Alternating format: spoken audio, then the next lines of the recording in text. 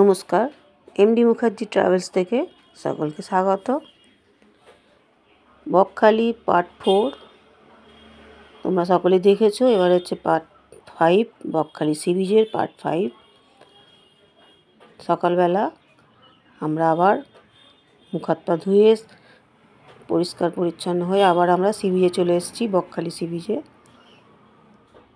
রীতিমতো সমুদ্র দর্শন, সুন্দর ওয়েদার, তার সঙ্গে ব্রেকফাস্ট না করেই আমরা হোটেল থেকে মোটামুটি স্নান করে নিয়ে বেরিয়ে পড়েছি।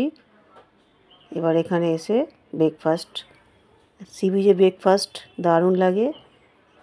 ডিম পাউরুটি, বাড়িতে আমরা ডিম পাউরুটি খাই, কিন্তু সি বিচে ডিম পাউরুটি একটা আলাদা মজা আছে। এখানে যেখানে এসেছিলাম ডিম পাউরুটি আর ম্যাগি ছিল। আমার মেয়ে ম্যাগি খেয়েছে, কিন্তু আমি ডিম পাউরুটি একটা আলাদা মজা, তার সঙ্গে চা। সি বিচে বসে এই ডিম পাউরুটি খাওয়ার মজাই আলাদা। এই যে কি সুন্দর নরম নরম তুলতুলে, তার সঙ্গে চা আর তার সঙ্গে সমুদ্র, সামনে সমুদ্র। সি বিচে বসে এই ডিম পাউরুটি চা খাওয়ার মজাই আলাদা। এই যে সামনে সমুদ্র, দারুণ লাগে।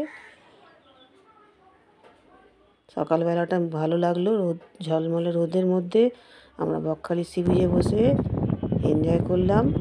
ব্রেকফাস্ট সেরে নিয়ে আবার সমুদ্র। সকালবেলা এই জলটা আবার বেশি থাকে।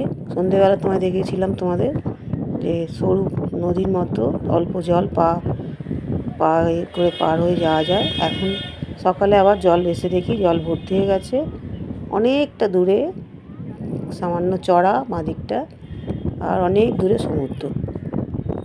এখন অনেকটাই জল, দূরে দেখা যাচ্ছে এক পাল গরু পার হওয়ার জন্য রেডি হচ্ছে। সেটা তোমাদের পরে দেখাবো,